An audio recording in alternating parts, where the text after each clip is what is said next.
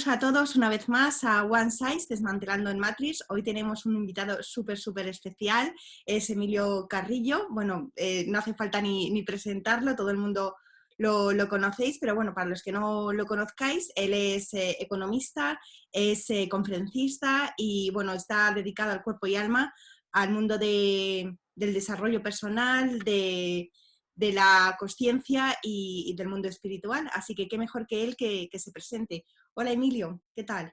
Hola, ¿qué tal, Teresa? Pues nada, muchas gracias por compartir esta ventana conmigo y encantado de estar aquí ahora para que en nuestro diálogo vayamos sacando las cosas de corazón que seguro que nos van a servir a los dos y posiblemente a más de una persona que a través de tu canal puedan acercarse a este vídeo. Totalmente, pues muchísimas gracias por concederme este espacio y bueno, pues el confinamiento pues ha servido de algo positivo, ¿no? Porque sé que eres una persona que está súper ocupada todo el rato, así que bueno, pues la vida me ha concedido que te pueda traer a mi canal. Así que la primera pregunta, sé que tienes un grupo que es de conciencia y de sociedades. Me gustaría que hablaras un poquito de este grupo, que llevas varios años trabajando en él, que pudieras explicar de qué va. Pues con mucho gusto, Teresa. Sí, efectivamente, dentro de las iniciativas que comparto, de los proyectos en los que estoy comprometido, hay uno que tiene una especial significación, que es un proyecto de investigación específicamente, que tiene como título Consciencia y Sociedad Distópica.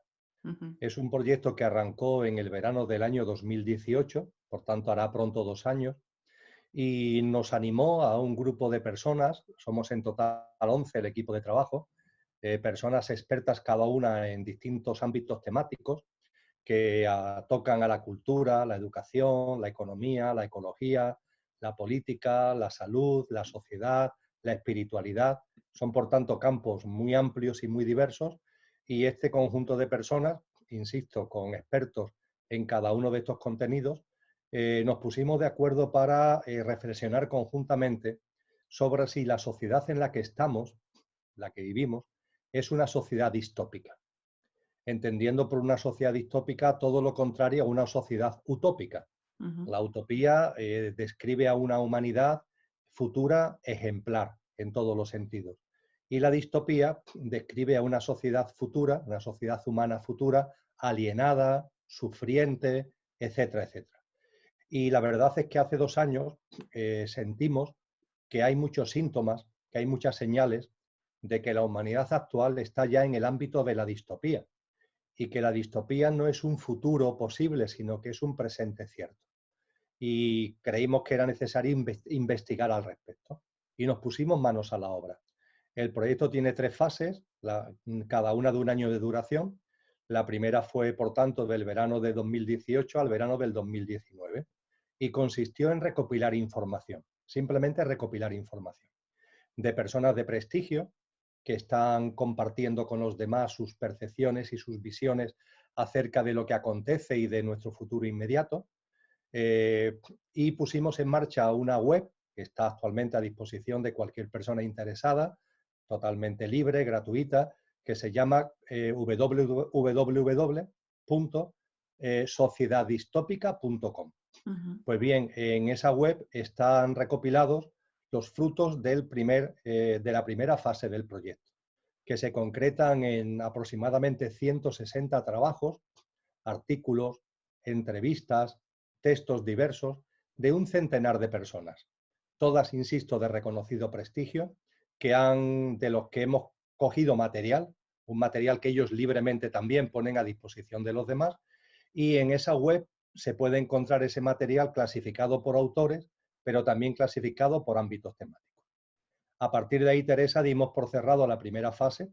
Consideramos que con esos 160 documentos teníamos ya una base suficiente como para llegar por lo menos a preconclusiones y lo que hicimos fue ponernos a sintetizar, a integrar, a hacer un cortapega y aportar valor añadido a tanta documentación, con el objetivo de que en el primer trimestre del año 2020 sacáramos un libro que tuviera como nombre el del proyecto, Conciencia y Sociedad Distópica, y que pusiera a disposición de todos los interesados esa visión acerca de lo que está ocurriendo en ámbitos temáticos tan distintos. Y mira por dónde, Teresa, cuando estábamos entregando el libro, que tiene 430 páginas, estábamos entregando el libro a la editorial, pues ocurrió lo que ocurrió con relación al coronavirus. Lo que nos animó, habida cuenta de que la editorial puso en nuestro conocimiento que hasta que no terminara el estado de alarma no podía lanzar el libro a la luz pública, pues entonces lo que se nos ocurrió fue aprovechar este tiempo para introducir un último capítulo que tiene como título Coronavirus, estudio del caso. Porque es cierto que lo que estamos viviendo es una especie de comprobación empírica de todas las reflexiones que se recogen en todos los capítulos que ya teníamos redactados del libro. Y si todo va bien, a partir del día 11 de mayo, el libro verá la luz. La editorial que lo lanza es Ediciones Adalid y verá la luz con el título completo de Sociedad, Conciencia y Sociedad Distópica y el subtítulo de El coronavirus, estudio del caso. Este libro lo difundiremos todo lo que podamos. Tiene un capítulo de preconclusiones, no son todavía conclusiones definitivas. Nuestro objetivo del proyecto es que se abran foros de discusión, foros de debate, de diálogo en torno a esos contenidos y a esas preconclusiones. Tenemos el compromiso de presentar las preconclusiones en la sede de Naciones Unidas el 13 de noviembre de este año 2020 y por fin en el año 2021, pues con lo que recopilemos de todos estos foros, de todos estos debates, de todas estas puestas en común, pues ya llegaremos a las conclusiones definitivas del proyecto que esperamos tener sobre la mesa en septiembre del año 2021. De eso se trata. El proyecto es un proyecto sin ánimo de lucro. Todas las personas que participan y colaboran en él lo hacen desinteresadamente. Sería un proyecto de un enorme coste, habida cuenta del tiempo que requiere, de la cualificación de la gente, de los materiales operativos, de la web, etcétera, etcétera. Sería un proyecto muy, muy de alto coste, pero como todos los que estamos participando lo estamos haciendo de manera altruista, pues coste no tiene ninguno. Con lo que también eso nos da una libertad a la hora de expresar claramente lo que consideramos que hay que compartir. Brevemente sintetizado, Teresa, este es el leitmotiv y el hilo conductor de este proyecto Conciencia y Sociedad Distópica. Qué maravilla, ¿no? Que además todo este tiempo, ¿no? Se haya dado justamente en este espacio para poder sacarlo, ¿no? O sea, como que todo tiene que ser siempre en su debido tiempo, que la vida siempre sabe mucho más que nosotros y bueno, pues es obvio. A mí me gustaría que es para ti o cómo has interpretado este confinamiento a nivel social, a nivel qué nos está diciendo la vida o cómo se podría interpretar, aunque todas las interpretaciones, bueno, pues son personales. Sí, todas las interpretaciones son personales y todas son absolutamente respetables, faltaría más, ¿no? Yo puedo compartir contigo lo que siento de corazón sin intentar convencer a nadie de nada en absoluto. Nosotros decimos en el libro que no somos adivinos, pero que esto se veía venir. Me explico mejor. Por supuesto que nosotros no estábamos en condiciones de decir que se fuera a producir una pandemia con estas características, pero lo que sí tenemos la seguridad completa, y creo que es algo que deberíamos anotar bien en nuestro intelecto y en nuestros corazones, es que la humanidad está inmersa en un huracán de magnitud aceleradamente creciente. Es un huracán lo que estamos viviendo, es un huracán de una alta magnitud, de una gran intensidad, pero esa intensidad está creciendo y además crece aceleradamente. Eso significa que estamos viviendo una concadenación de acontecimientos distópicos, entendiendo por acontecimiento distópico acontecimientos de dolor, acontecimientos de sufrimiento, lo que aplicado a nivel personal San Juan de la Cruz denominó noches oscuras. Esas noches oscuras que podemos vivir cada uno de nosotros con una enfermedad, con el fallecimiento de un ser querido, con problemas económicos, con rupturas traumáticas de pareja. Pues bien, a nivel colectivo también hay noches oscuras. Las noches oscuras a nivel colectivo son estos acontecimientos distópicos que son como terremotos que nos remueven a todos. Pues bien, estamos en un contexto donde hay una concadenación de estos hechos distópicos, de estas noches oscuras colectivas. No me voy ahora a ir por ahí porque sería muy largo, muy prolijo de precisar, pero el propio siglo XXI, desde que entramos en él y llevamos 20 añitos en él, es una cadena continua de sucesos distópicos. Uno nos ha tocado a todos, otro le ha tocado a unos pocos, pero es una cadena de sucesos distópicos que además abordan ámbitos muy distintos, de la economía al medio ambiente, de la salud a la política, de la cultura y la educación a temas que tienen que ver con cuestiones sociales más directas. En definitiva, cuando analizamos el mundo en el que estamos, efectivamente, y eso leyendo las páginas del libro se entiende maravillosamente, estamos en un huracán de magnitud aceleradamente creciente. Y este acontecimiento que estamos viviendo es uno más en esa cadena. Es muy particular, ¿eh? Es muy peculiar, es muy intenso. De hecho, yo estoy convencido que desde el punto de vista de los que están moviendo los hilos, es una especie de gran ensayo de ingeniería social, ¿no? Para saber hasta qué punto la gente, cuando tiene miedo, es capaz de asumir cualquier cosa, que la gente cuando tiene miedo, hasta qué punto se domestica, hasta qué punto es capaz de hacer lo que se le dice sin replantearse o sin preguntarse acerca de las versiones oficiales de las cosas. Es, entre otras cosas, un gran ensayo de ingeniería social.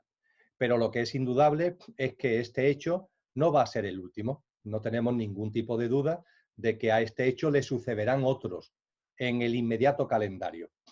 Hoy no hace falta ser una especie de gran sabio como para percibir que lo inmediato que vamos a vivir a partir del verano es una crisis económica de enorme calado, de enorme calado. Todos los indicadores, todos los vaticinios están ya hablando de una caída enorme de la economía mundial.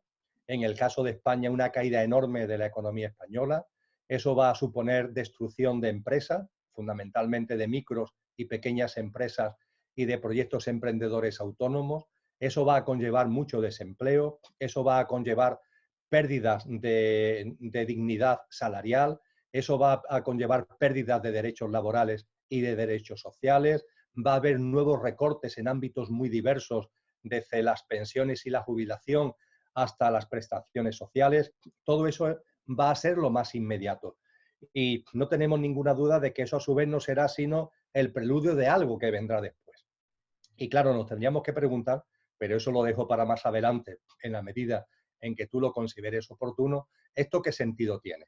Si es que todos nos hemos vuelto locos, si esto es una especie ya de histeria y de locura colectiva, o si esto tiene alguna razón profunda, aunque no alcancemos a verlo, algún sentido, algún porqué o algún para qué. De eso, si tú quieres, podemos hablarlo ahora. Pero lo que es Sí. indudable es que estamos en un huracán de magnitud aceleradamente creciente. Cuando analizamos lo acontecido a lo largo de los últimos lustros y el momento actual, la conclusión es obvia y que esto va a proseguir no es difícil de vaticinar. Sí, yo como lo he interpretado un poco como has dicho de esta experiencia intensa, es un poco como el amor y el miedo puestos en una pantalla muy, muy intensa, ¿no? A prueba de ser humano a nivel individual y a nivel colectivo y cómo la capacidad de adaptabilidad de lo que está sucediendo, ¿no? Por qué vertiente te puedes ir o no. Es verdad que para mucha gente puede ser muy difícil porque, claro, los medios de comunicación y todo parece que como que te lo tienes que creer, esa realidad que tú hablas, ¿no? Que no es cuestionable, simplemente es lo que ponen y ya está, o cómo puedo ir un poco más adentro, ir más a la conciencia y poder escoger otra versión mucho más coherente, ¿no? Al fin y al cabo, con mi ser y con seres de mi alrededor. ¿No es así? Sin duda ninguna, Teresa. Estamos en un momento bastante singular. Ujú, Es un momento en el que, por una parte, hay una minoría, que a mí me gusta llamar la élite, ujú, eh, a la que conste que respeto, e ujú. incluyo en mi círculo de compasión, que es universal.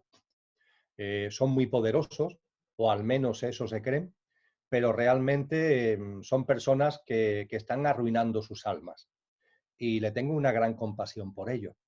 Están totalmente apegados a la acumulación, a la riqueza, al poder, al dominio, etcétera, etcétera. y hablando en términos económicos, son el 1% del 1% que acumula la mayor parte de la riqueza del planeta. Hoy nos dicen las estadísticas económicas que hay un 1% de la población que tiene más patrimonio y riqueza que el resto del 99%. Hay 200 grandes corporaciones multinacionales que dominan casi el 80% de la economía mundial, y ese 1% de la población podríamos decir que es la élite.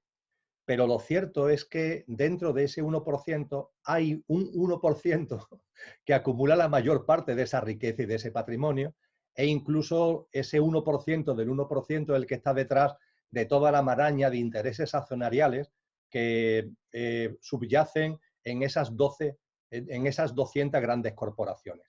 Finalmente estamos hablando de unas pocas decenas de personas, Teresa. No estamos hablando de más. Son los amos del mundo. A mí me gusta llamarle los amos provisionales del mundo. Les tengo absoluto cariño, absoluto amor, aunque no justifico sus actos, porque están dañando muchísimo, están originando y van a originar mucho sufrimiento y mucho dolor. Y ahí están, ahí están. Ahí están con sus manipulaciones, ahí están con sus engaños, ahí están creyendo que el resto de los seres humanos somos un rebaño a su servicio. Para ellos no merecemos el menor respeto, somos personas alienadas, perdidas, absolutamente inconscientes, manejables, utilizables. Nos han convertido en cosas que se desechan como si fuéramos objetos. Ahí andan en esa especie de locura elitista. Y después, por otra parte, hay otra parte de la sociedad mucho más numerosa que se caracteriza simple y llanamente por la inconsciencia.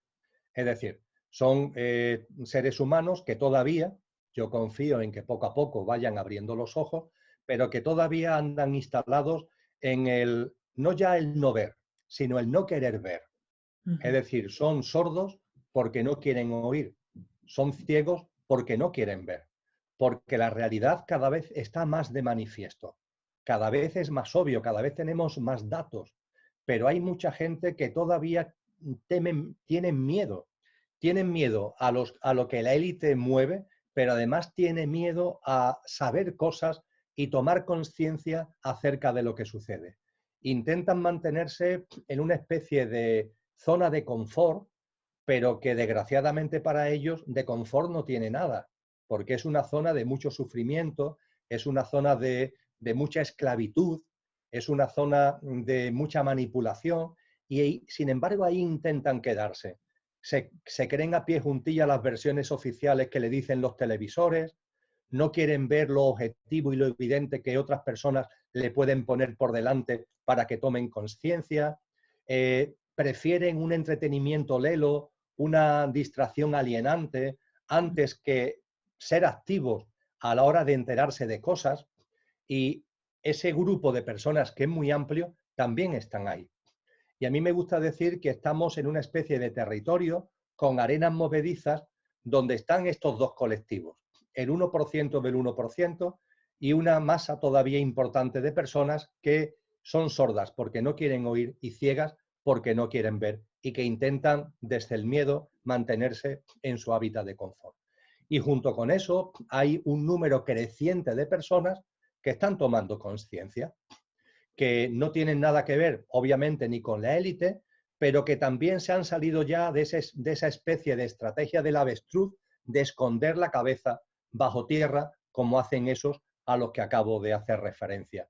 Y hay ya un número muy importante de seres humanos que están tomando conciencia, que están de corazón queriendo vivir de otra manera, que están rompiendo con los paradigmas, con los sistemas de creencias, con las pautas, con los hábitos de vida, que esa élite, como si fueran implantes, nos habían metido y lo estamos quitando de en medio, nos estamos quitando ese chapapote, nos estamos quitando esos implantes para vivir realmente como somos, dándonos cuenta de que detrás de nuestra apariencia, nuestro yo físico, emocional y mental y nuestra personalidad a él asociada, hay mucho más, hay una esencia, hay algo que es imperecedero, hay algo que es radicalmente divino, infinito y eterno, hay algo que no es de este mundo, aunque en estos momentos estemos aquí, en este mundo, y hay razones para llevarlo a cabo, y cada vez hay más gente que se está dando cuenta de eso. y al darse cuenta de eso, desde su corazón y desde su alma, adquieren un compromiso para construir lo nuevo, para construir una nueva humanidad. Tanta gente que hoy, la mayoría son absolutamente anónimas, ¿eh? Absolutamente anónimas, pero tantas personas que hoy en su día a día, porque de esto se trata, de instante en instante en nuestra vida cotidiana, están ya siendo semillas de lo nuevo, no del anquilosamiento de lo viejo, no de ese mundo viejo que ya no da más de sí, que objetivamente, obviamente, salvo para el que no quiera verlo, está agotado, está colapsado. Y ante eso hay un número creciente de personas que han adquirido el compromiso consigo mismo y con los demás de ser semillas de la nueva humanidad. Y yo diría que este es el contexto en el que está la humanidad actual.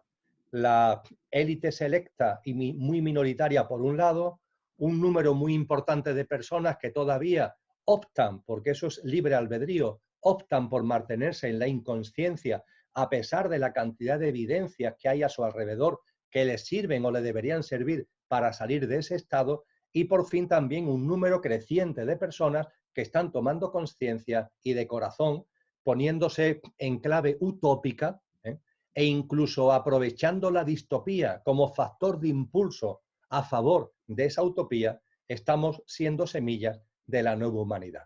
Cuando todo esto se contempla así, los acontecimientos distópicos se entienden, Teresa, porque tú puedes pensar, personas que nos sigan en el vídeo pueden estimar que ellos ya tienen el nivel de conciencia adecuado para estar en esa nueva humanidad, que ya se merecen, entre comillas, vivir de una forma distinta, una humanidad que sea realmente humana, en el mejor sentido de la expresión, que no se desnaturalice, que esté en conexión con la madre tierra, con todas las formas de vida, que haya roto con tanto egoísmo, egotismo, egocentrismo, mercantilismo, materialismo, tanta cerrazón, tanto economicismo, tanta, como decía antes, distracción lela, entretenimiento alienante, tanto narcisismo, tanta deshumanización, tanta desnaturalización, tanto daño a las otras formas de vida, tanto daño a la madre tierra.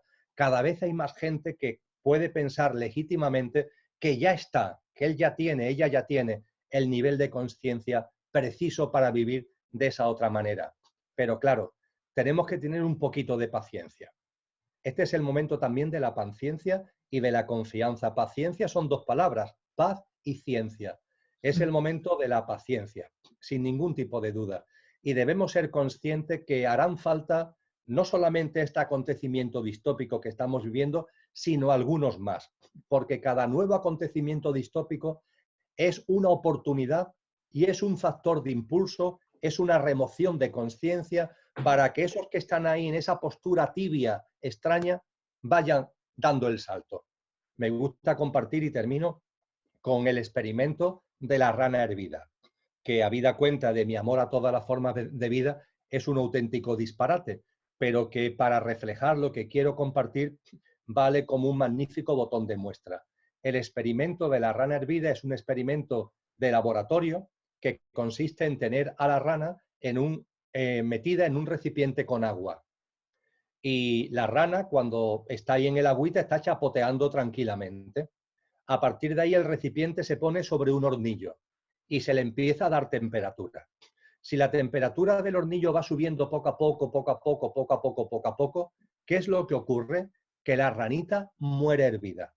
No se da cuenta, no se da cuenta de que la temperatura va subiendo, le va entrando un sopor, se va adormilando y finalmente muere hervida. En cambio, cuando a ese recipiente en el hornillo, en lugar de calentarlo poco a poco, le metemos un enorme calentón, la rana percibe el calentón y salta del recipiente, brinca y salta del recipiente.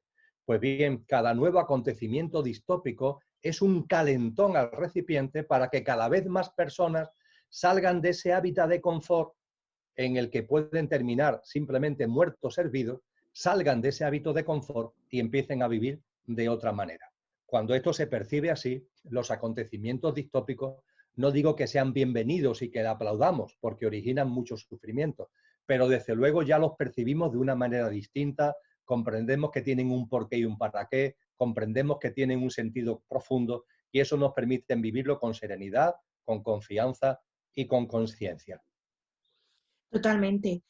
Yo pienso que esto que está sucediendo, como tú bien has dicho, esta sociedad que está como dormida, la intensidad de dolor tiene que llegar a su máximo para volver a crear una nueva sociedad y a lo mejor este 1% de personas que se están autoabasteciendo de la gran masa, pues como que todo tenga como un cambio, ¿no?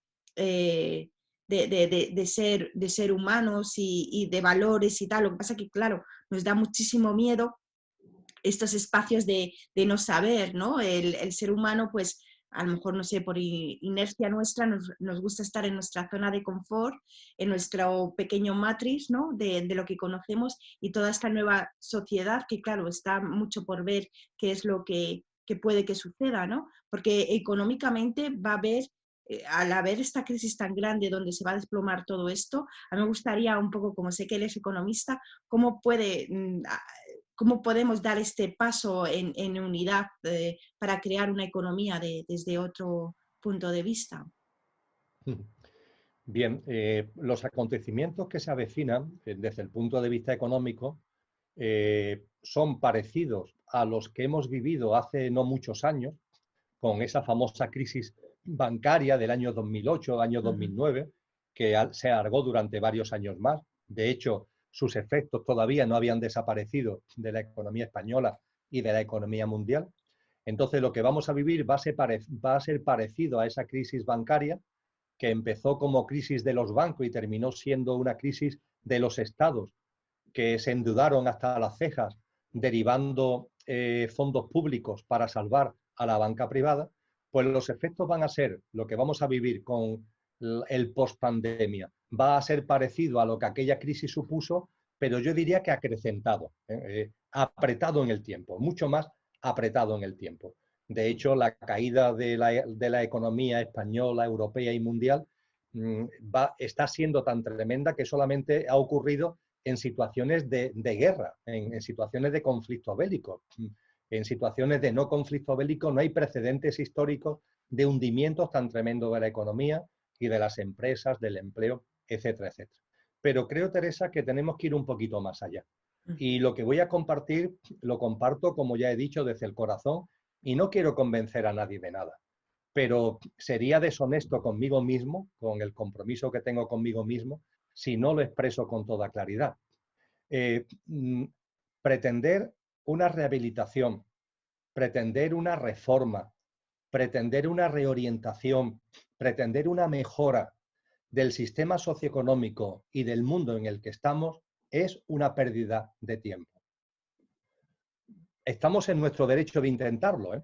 Llevamos, de hecho, muchísimos siglos intentando hacer cambios del exterior desde el exterior y quien quiera está en su derecho de intentarlo. Pero de corazón me gustaría compartir que este mundo viejo ha dado de sí todo lo que tenía. Ya no está en disposición de dar nada más de sí. La humanidad ha crecido, hemos ido evolucionando y el traje se ha quedado estrecho. El traje está reventando, ya no cabemos en el traje. Hemos crecido, nos hemos agrandado y ya el traje no nos vale, nos está estallando. Y esta casa, este mundo, es una ruina actualmente. Se está cayendo. Y esa demolición, esa ruina es irreversible, porque es desde los cimientos. Son los cimientos de ese viejo mundo los que ya no dan más de sí y se están viniendo abajo. A partir de ahí, la reflexión que comparto es: ¿merece la pena dedicar energías, esfuerzos, coloquialmente dinero, ¿no? Metafóricamente hablando, a rehabilitar los tabiques de esa casa, a arreglar el tejado de esa casa, a hacer un nuevo cuarto de baño, a reformar la cocina? Si esa casa está en ruinas y está en ruinas desde los cimientos y se va a caer irreversiblemente, lo más sensato no es seguir gastando energía con relación a esa casa vieja, sino que nuestra energía vaya dirigida a construir una casa nueva. De eso se trata, de construir una casa nueva. Y eso no son palabras, esos son hechos, en el sentido de que esa casa nueva no se construye por fuera, sino que la tienes que construir tú en tu vida cotidiana, ese de allí, ese de aquí, yo, tú, el de allá, todos y cada uno tenemos que adquirir el compromiso con nosotros mismos y con los demás de construir la nueva casa en nuestra vida cotidiana. Dejamos de mirar hacia lo viejo, ese viejo se está hundiendo, se está autodestruyendo, no hay nada que hacer para evitarlo, es absurdo gastar energías en reforma, rehabilitación o remodelación de lo que se está cayendo y empezamos a construir lo nuevo con confianza. Y ahí hay un punto con el que concluyo esta contestación a lo que me has planteado, que tú has apuntado. Y es muy interesante, porque en este proceso hay un momento en donde faltarán referencias. De hecho, yo creo que nos empiezan a faltar ya. Es decir, lo viejo se está hundiendo. Ya está, ahí está. Y lo que yo siento desde mí, desde lo que yo verdaderamente soy, desde mi ser más íntimo, es construir lo nuevo. Pero claro, como es nuevo, no tengo referencias que me sirvan. La única referencia es el corazón. La única referencia son nuestras cualidades del alma. Lo mejor de nosotros mismos son las únicas referencias, pero no son referencias que estén actualmente en una especie de protocolo, en una especie de guía, en un libro al que podamos acudir, porque como es nuevo, no está en lo viejo. Y nos ocurre, y eso lo percibo en la sociedad actual, es que hay una necesidad de una cierta seguridad y que cuando faltan referencias, otra vez miramos para lo viejo, porque tenemos miedo a avanzar hacia lo nuevo, porque en ese avance hay un instante, hay un momento o hay un periodo donde no hay referencias. Y como lo visual se percibe mejor que lo verbal para la mayoría de las personas, propongo un ejemplo gráfico. El ejemplo gráfico además es divertido. Tarzán, Tarzán de la selva. Tarzán, si recordamos las películas, se mueve por la selva de árbol en árbol, de árbol en árbol. Y va a una gran velocidad, es capaz de pasar con mucha rapidez de una punta a otra de la selva, yendo de árbol a árbol. ¿Cómo se traslada? Se coge a una liana y se traslada hacia el árbol siguiente. En el árbol en el que estoy, cojo la liana y me traslado al árbol siguiente. Cuando estoy llegando ya al árbol siguiente, esta mano la extiendo, cojo la liana del nuevo árbol y suelto la del árbol anterior. Y ya me agarro a la liana del nuevo árbol. Me voy al siguiente árbol y otra vez extiendo la mano, cojo la nueva liana, suelto la antigua, cojo la nueva y paso al siguiente árbol. Pues bien, nosotros estamos en un punto en donde tenemos que pasar a otro árbol y hay un momento determinado que ni hemos cogido la nueva liana cuando ya tenemos que haber soltado la antigua. Y tenemos miedo, claro, hay miedo, porque te quedas en el aire, sueltas la antigua y aún no has cogido lo nuevo. Pero hay que confiar en que ese nuevo va a llegar. En el Indiana Jones en busca del templo perdido, una cosa así, la película esa, hay un momento determinado que el protagonista Indiana Jones está metido por unas cuevas y hay una enorme presión de agua, una especie de catarata que ha explotado y que se lo va a llevar por delante. Y él va corriendo por esas cuevas y hay un momento que llega a un punto donde no puede seguir para adelante porque lo que tiene es un abismo inmenso, tira una piedra y no se escucha el final de la piedra. Y lo que tiene enfrente está a muchos metros, el otro lado del abismo está a muchos metros. Y claro, tiene miedo porque no tiene capacidad para saltar tantos metros. Pero el problema es que el agua, la corriente de agua tremebunda le viene por detrás, con lo cual algo tiene que hacer, porque si no, la corriente de agua lo va a expulsar al abismo. Y él entiende el mensaje, ¿y qué es lo que hace? Que extiende un pie al vacío. Extiende un pie al vacío. Y al extender el pie al vacío, de la roca sale una especie de prolongación a modo de puente que le permite poner el pie. Y cuando ha puesto un pie y pone por delante el siguiente, se extiende más el puente para que pueda poner el otro pie. Y de esa forma, poniendo el pie al vacío, llega al otro lado del abismo. Pues dicho gráficamente, esto es lo que nos corresponde actualmente. Tenemos que ser el Tarzán que es capaz de soltar la liana que teníamos agarrada cuando aún no hemos cogido la nueva liana.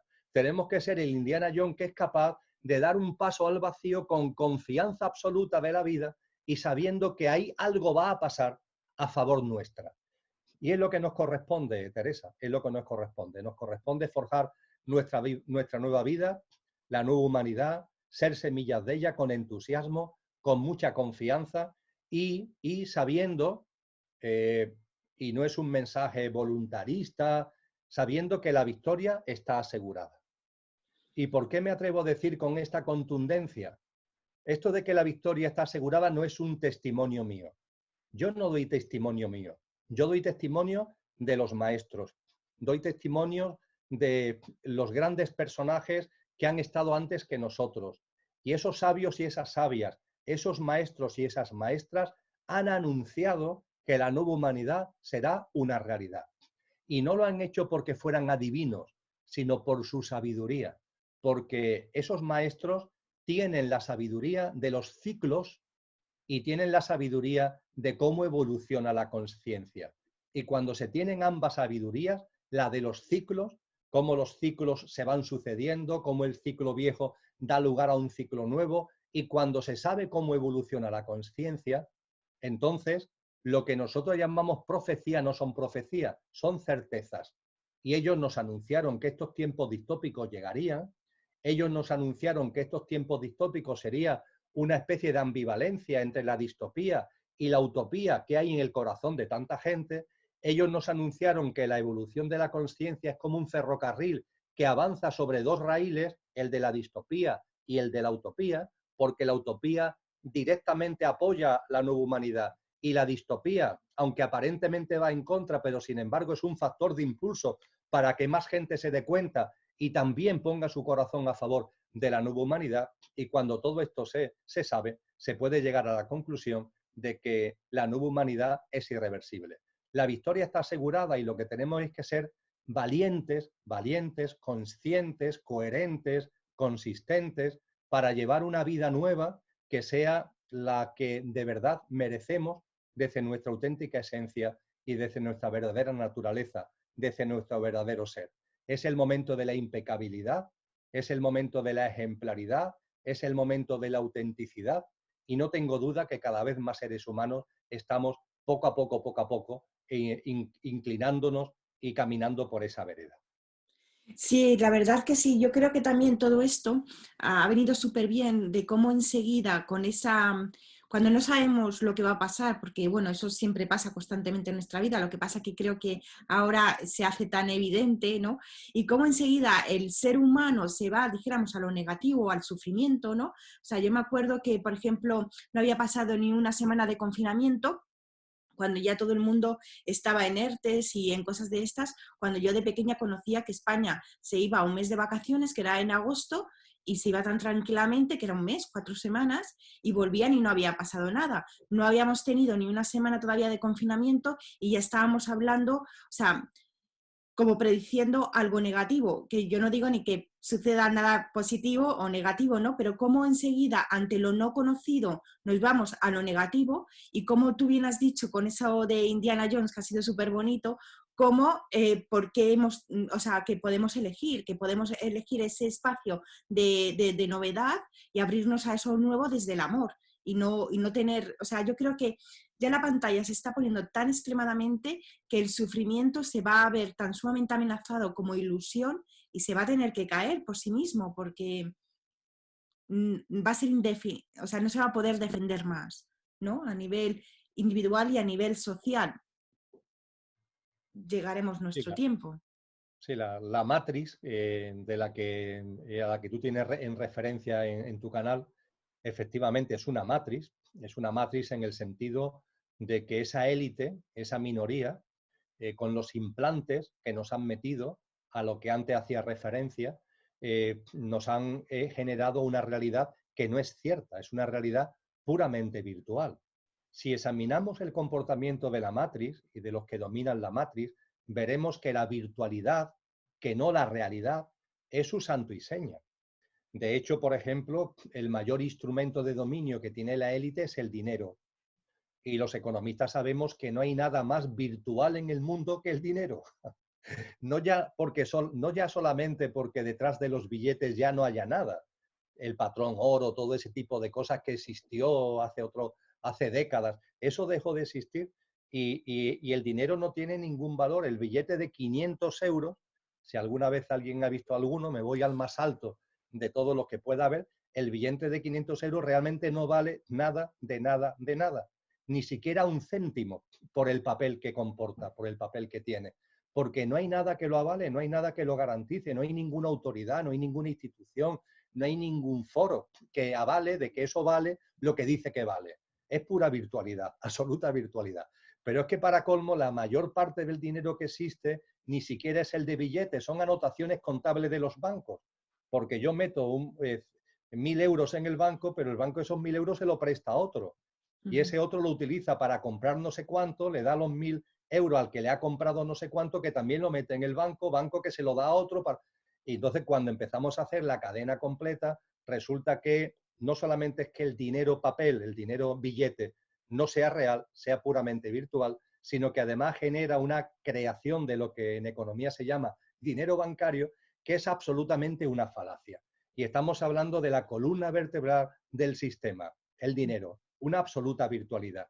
Pues así es todo lo que tiene que ver con este sistema. Es una gran equivocación. Hoy el dinero no se gana, la ganancia, la fuente de ganancia del dinero, no es la producción de bienes y servicios. Eso ya pasó a la historia. Hoy es la especulación, simplemente la especulación, que es puramente virtual. Todo lo que tiene que ver con la forma de control, de dominio, es exactamente así. Estamos asistiendo a que cada vez más los instrumentos de control de la élite ya no van a ser los de la antigua usanza, van a ser instrumentos virtuales. Son estados que, como ese gran pensador surcoreano, pero que hace mucho tiempo que vive en Alemania, Byung-Chul Han, viene poniendo de manifiesto en libros y artículos maravillosos, estamos ya entrando en un estado policial digital, que es como él lo denomina. Y es absolutamente así. Es las tecnologías que son un éxito de la evolución en conciencia de la humanidad, porque son un fruto. Las tecnologías son un fruto de la evolución en conciencia de la humanidad. Pero claro, el problema no son las tecnologías, que son una bendición, sino el uso que se hace de las tecnologías. Y por una parte hay un componente de la población que se está alienando con las tecnologías, esa distracción lela, ese entretenimiento alienante, pues está siendo un factor de distracción y de entretenimiento para no tomar conciencia de lo que está ocurriendo. Y después, por parte de la élite, pues esas nuevas tecnologías están siendo utilizadas para conocernos mejor, manipularnos mejor, dominarnos mejor. El ejemplo que pone Byung-Chul Han, pero que se empieza a extender por el mundo entero, es China, con sus 100 millones de cámaras, que identifican perfectamente facialmente a las personas, que le miden las temperaturas, que saben en todo el momento del día dónde están, lo que hacen y lo que dejan de hacer, donde se ha creado una especie de bonus de crédito social, donde si tú estás en una calle y esperas pacientemente, aunque no haya tráfico, que el semáforo, el muñequito se ponga en verde para tú pasar, te dan un punto, pero que como te pases sin estar el muñeco en verde, pases el semáforo, te quitan un punto. Y que por todos tus movimientos cotidianos te van dando y quitando puntos, como aquí hacemos con el carnet de conducir. Y finalmente, dependiendo de los puntos, tienes derecho a una serie de beneficios, a acceder a determinadas cosas culturales o educativas, darte determinados privilegios, por supuesto que te lo da o te lo quita el Estado, no un intangible que no sabemos muy bien quién es. Entonces, todo esto que parece ciencia ficción es una realidad. Es realidad en el país que va a ser dentro de nada la primera potencia económica del mundo, con más de 1.000 millones de personas de población. Pero podemos percibir que se está extendiendo al resto del planeta. Ahora mismo en España, y la gente lo aplaude, hemos consentido que las compañías de móviles den nuestros datos al gobierno para controlar nuestra movilidad y que estamos respetando el confinamiento. Y hay gente que me dice, pero Emilio, eso está bien porque es velar por la salud de todos. Pero si yo no dudo en absoluto que lo que sea velar por la salud de todos está bien, pero ojo, ojo, ¿eso qué abre? ¿Eso qué puertas abre?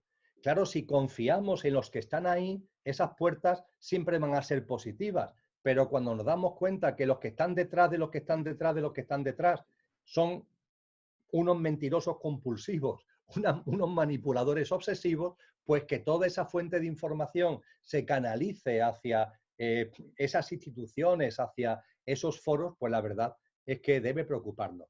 En cualquier caso, que a lo que iba, estamos en una matriz, claro que estamos en una matriz, pero esa matriz en estos momentos, como le pasó a Neo en la famosa película Matrix, tenemos delante la famosa pastilla también.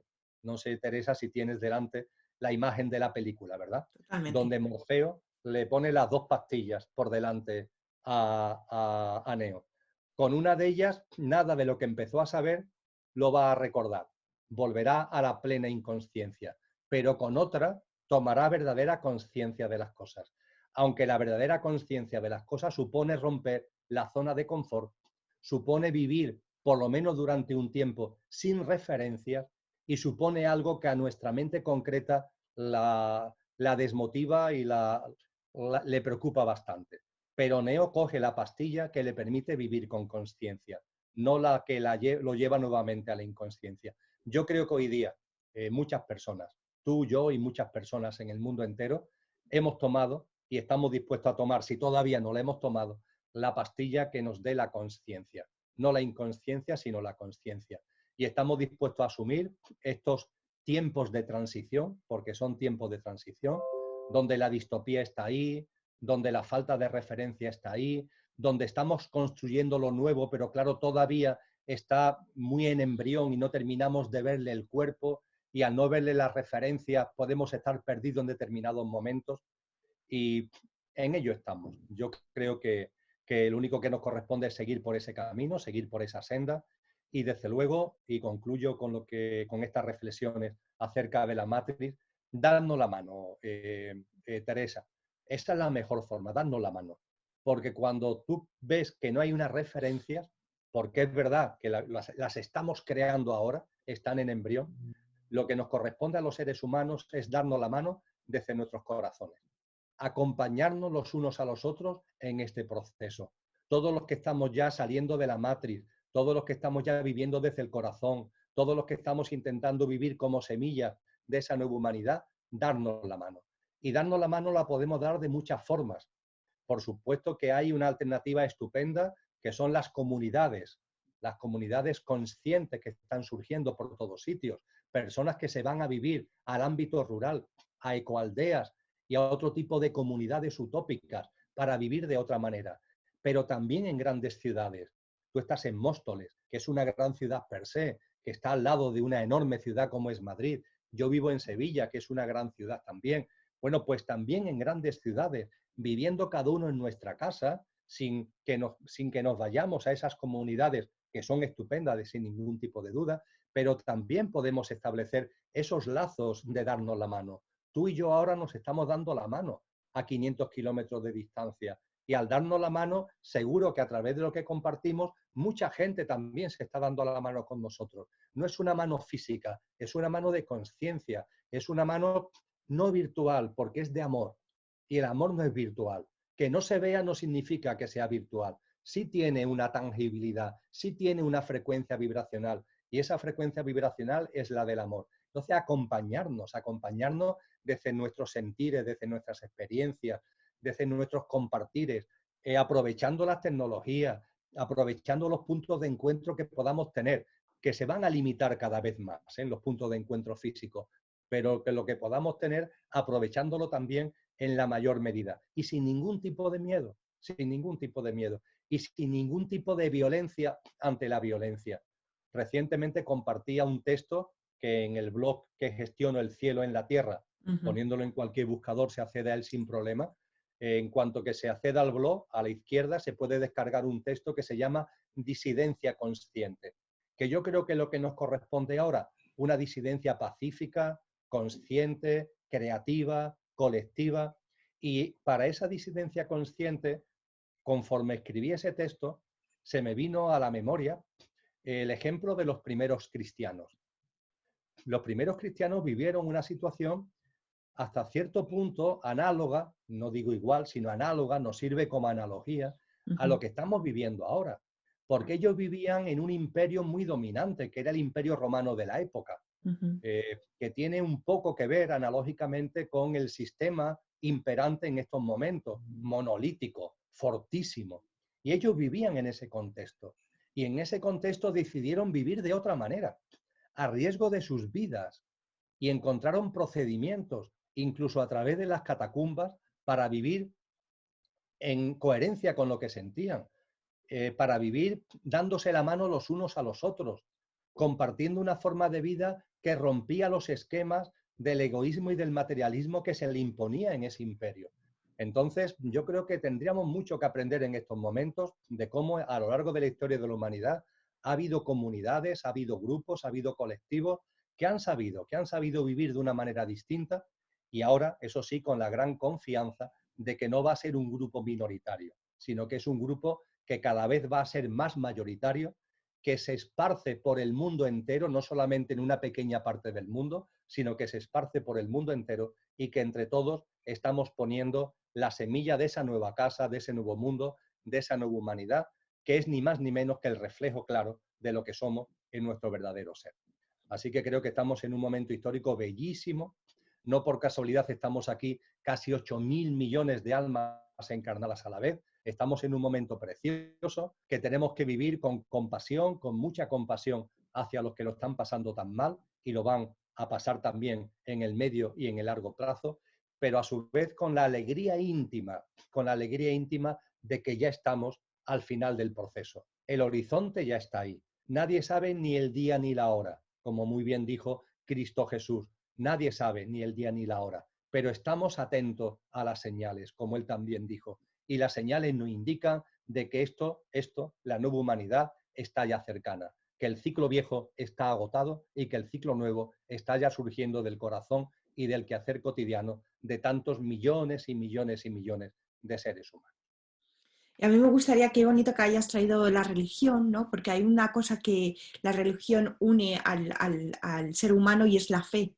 O sea, lo que el ser humano ha sido capaz de hacer a través de la fe, ¿no? Y creo que en tiempos de crisis es muy importante recordar esa fe de la confianza de la que tú hablas, ¿no? Porque la fe mueve montañas, porque desde la certeza, ¿no? Eso que hablabas de Tarzán, ¿no? Dijéramos que la certeza de que lo veamos en la forma desde ese espacio no visto, creo que la esencia, la pieza perfecta sería la fe, ¿no? De mover.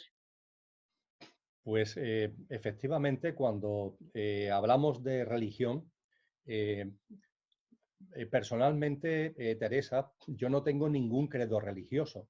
Uh-huh. Y tengo todos. No tengo ninguno y tengo todos. Todas las aportaciones que se han hecho en todas las culturas, en toda la época, que incluimos en el ámbito extenso de la espiritualidad, las hago mía. En cualquier caso, yo tengo como maestro a Cristo Jesús sin ningún tipo de duda. No Uh-huh. tengo ningún credo religioso, no pertenezco a ninguna iglesia, pero es mi maestro. Yo sé que él, cuando estuvo aquí entre nosotros, no daba testimonio del mismo, sino que daba testimonio del Padre, como repitió una y otra vez. Yo no estoy aquí para dar testimonio de mí, sino para dar testimonio del Padre. Y yo modestamente no estoy aquí para dar testimonio de mí, estoy aquí para dar testimonio de Cristo Jesús, que da a su vez testimonio del Padre. Y cuando profundizamos en lo que tú acabas de comentar, olvidándonos de testimonios personales y yendo a la profundidad, hacia la hondura de las cosas, el término fe es un término, Teresa, que a mí me ha interesado mucho, porque Cristo Jesús, lo repite muchas veces y le da mucha importancia, como tú muy bien has dicho. Él efectivamente afirmó que si tuviéramos la fe del tamaño de un grano de mostaza, moveríamos montañas, que si tuviéramos un poquito de fe, haríamos lo mismo que él y mucho más. Son palabras literales y textuales que encontramos en distintos textos de los evangelios. Y a partir de ahí yo me pregunté, bueno, pero si la fe significa comulgar con rueda de molino, ¿a esto se está refiriendo Jesús? Si la fe significa creer lo que otro me dice porque me lo está diciendo y porque tengo que reconocerle una autoridad y como tiene una autoridad lo hago mío y me lo creo, ¿esa es la fe a la que se refiere Jesús de Nazaret? Y indagué al respecto, estudié al respecto, bastante además, hasta llegar a una conclusión que cuando la tienes delante, la verdad es que está muy documentada, no es algo que yo haya llegado ni mucho menos porque sea un lumbrera, sino que está muy documentada. Y es que el término que utilizaba Jesús, lo de la fe, lo de credere, la fe, es una traducción cuando en el siglo IV San Jerónimo traduce por primera vez de los textos griegos clásicos, del griego clásico, traduce por primera vez la Biblia al latín. Y es ahí donde él se encuentra con problemas de traducción. Siempre hay problemas de traducción, claro. Las lenguas son muy distintas. Tú me dices a mí un inglés donde el verbo ser y el verbo estar son lo mismo, que es el verbo to be, ¿eh? A la hora de traducirlo al castellano, bueno, pues tienes que depender del contexto para saber si el inglés que está utilizando el verbo to be está diciendo ser o está diciendo estar, con la enorme diferencia que en castellano tiene ser o estar, ¿no? Entonces las traducciones, cuando hablamos de distintos idiomas, obviamente son complejas. Y hay un término griego que es el que acoge lo que Jesús dijo, que cuando se traduce al latín sale o da lugar al término fe. Y ese término griego es pistis, pistis como sustantivo y pisteo como verbo. ¿Y qué significa pistis? ¿Qué significa pisteo? Es decir, ¿qué significa eso a lo que exactamente se refirió Jesús cuando al latín se le traduce como fe? Pues pistis o pisteo es un término griego complejo que significa a la vez tres cosas. Es como la publicidad esa de 3 en 1. Bueno, pues significa a la vez tres cosas. Significa fe, pistis, pisteo, significa primero y antes que nada confianza. Tú lo has dicho, Teresa, confianza. ¿Confianza en qué? En la vida. Confía en la vida. Porque esa vida tiene por debajo subyacente la esencia divina. Ese Tao del que hablan los orientales. Detrás de cuanto existe y de la vida misma está lo que no tiene origen y del que se ha originado todo lo originado. Del que se ha originado todo lo que tiene origen. Y eso está inmanente, eso está implícito, eso está subyacente en todo y por supuesto en la vida. Y por tanto, confiemos en la vida. Todo tiene un sentido profundo, todo tiene un porqué y un para qué. También las noches oscuras, que son factores de impulso de nuestro crecimiento y de nuestra evolución. La confianza en la vida es el primer pilar de eso que hoy denominamos fe.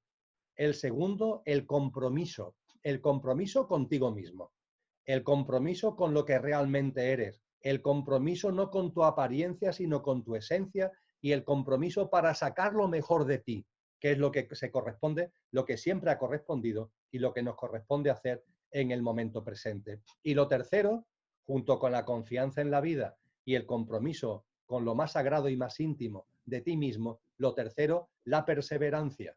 La perseverancia, porque tenemos que ir construyendo lo nuevo en cada instante de cada día, pero con perseverancia, claro, no un instante de un día, sino instante a instante, instante a instante, instante a instante de cada día, de cada día, de cada día.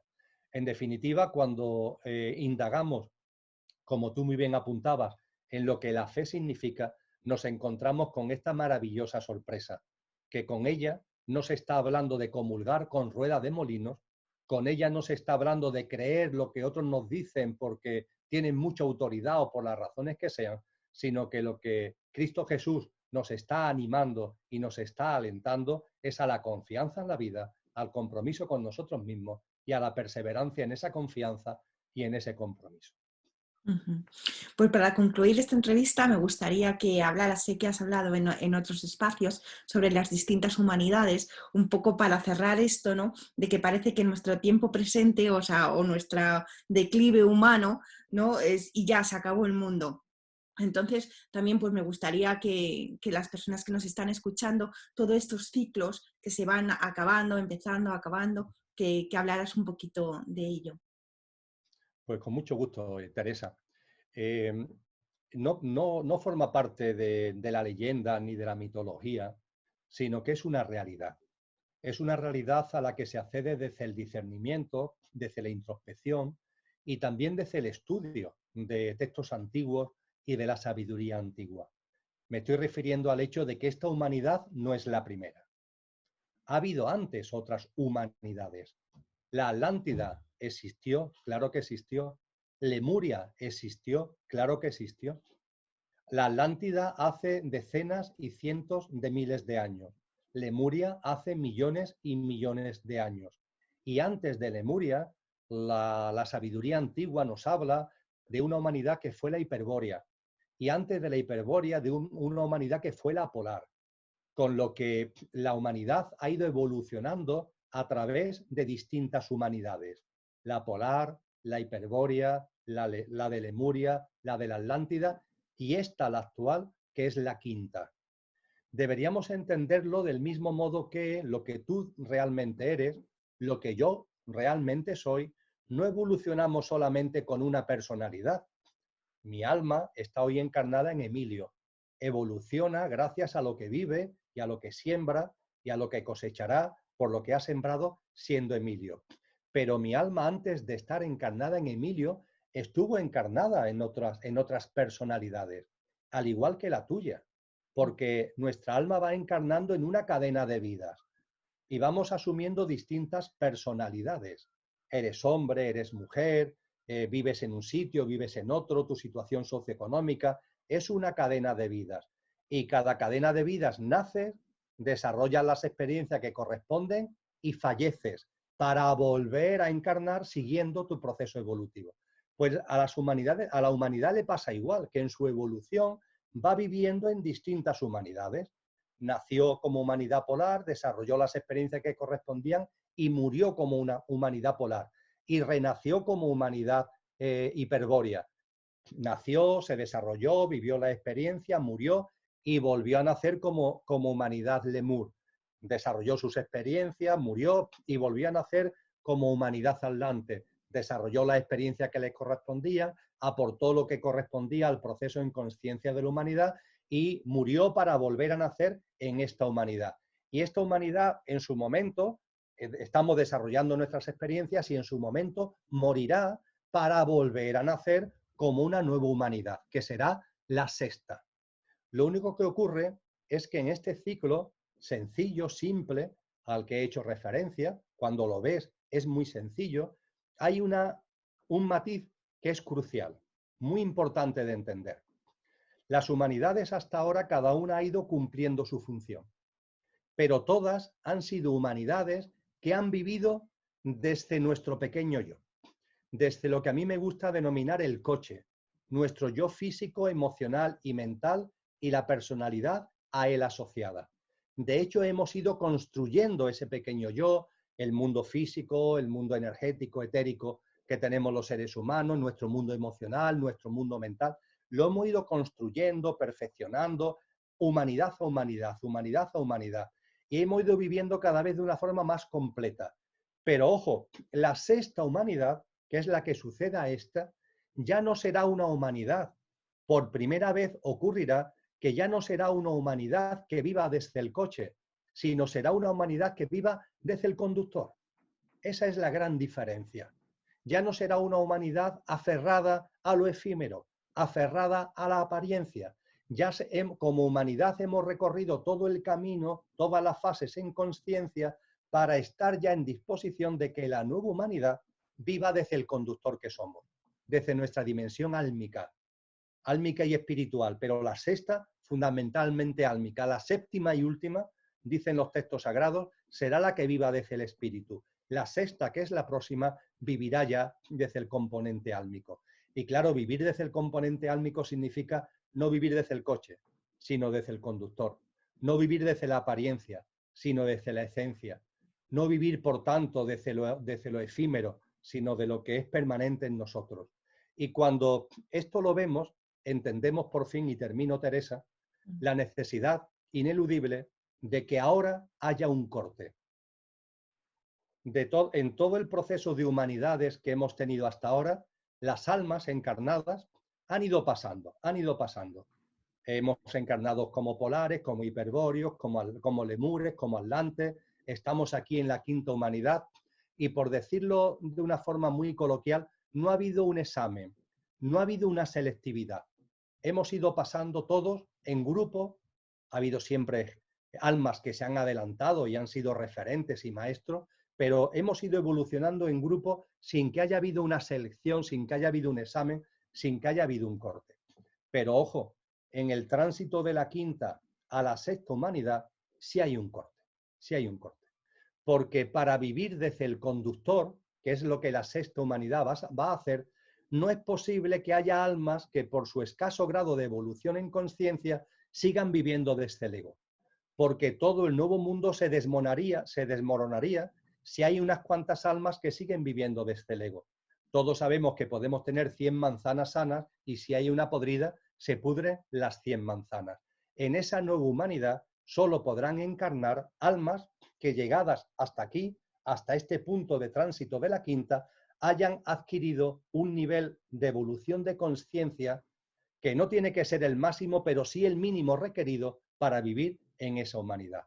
Aconsejo leer el capítulo 25 del Evangelio de Mateo, donde Jesús habla de una lámpara de aceite que tienen las mujeres, que son protagonistas de esa parábola. Y la lámpara de aceite tiene que tener un mínimo, no llegar al máximo, pero sí tener un mínimo para entrar en el banquete nupcial, que es la metáfora que del final del ciclo se hace en Mateos 25. Y en Mateos 24 es donde Jesús nos dice que llegados los tiempos finales de esta generación, porque Él le dice a los discípulos, no es el final del mundo, no es el final de la humanidad, es el final de esta generación, es el final de esta humanidad, solamente eso. Pero ojo, va a hacer falta un corte. Y Él dice, habrá dos mujeres en un molino, y una seguirá estando y otra dejará de estar.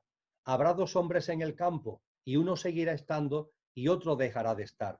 Esto es una precisión estupenda para que nos demos cuenta que a esa nueva humanidad van a ir las personas, mejor dicho, las almas, que tengan el nivel mínimo de aceite requerido para poder vivir no desde el ego, sino desde nuestro verdadero ser. Y uno a esto, dos reflexiones para concluir. Esto que acabo de compartir explica un pasaje del Evangelio cristiano que aparentemente es muy difícil de explicar, que es cuando Jesús afirma, yo no he venido a traer la paz, he venido a traer la espada, he venido a separar al padre del hijo, a la hija de su madre, a la nuera de su suegra. Entonces, claro, leemos esto y nos quedamos estupefactos. Dios mío, que la imagen que podemos tener de Jesús de Nazaret parece como que se tambalea con estas palabras. Pero es que Él efectivamente fue el gran anunciador del corte. Él fue el gran anunciador de la espada. Una espada que, y esta es la segunda reflexión, nadie la va a usar por nosotros, sino que la vamos a usar nosotros mismos con nosotros mismos. Es decir, no se trata de que alguien te examine, no se trata de que un ser externo te juzgues, vas a ser tú contigo mismo. Tú contigo mismo es el que tienes que invitarte o no a esa humanidad.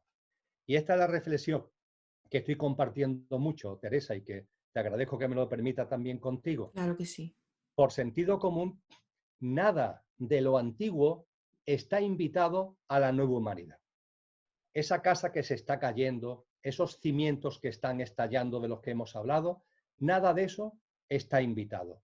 No está invitado el egoísmo, no está invitado el egotismo, no está invitado el egocentrismo, ni el materialismo, ni el mercantilismo, ni el economicismo, ni el narcisismo, ni el sálvese quien pueda, ni la distracción lela, ni el entretenimiento alienante, ni la deshumanización, ni el daño a la naturaleza, ni el desprecio a la madre tierra. Nada de eso está invitado a lo nuevo. Es imposible. Nada de eso tiene cabida. Nada de eso está invitado a la nueva humanidad. Y la única pregunta que tenemos que respondernos ahora mismo, cada uno mismo, es, ¿estoy invitado yo? ¿Estoy invitado yo? Y esa respuesta, la respuesta a esa pregunta la tiene cada uno, íntimamente. Nadie la puede dar por nosotros. Yo no te puedo invitar. Para esto no podemos sacar una entrada en no sé qué taquilla. Es algo que tenemos que conseguir en nosotros mismos. Es una invitación que nos corresponde alcanzar a cada uno de nosotros y es enormemente sencillo.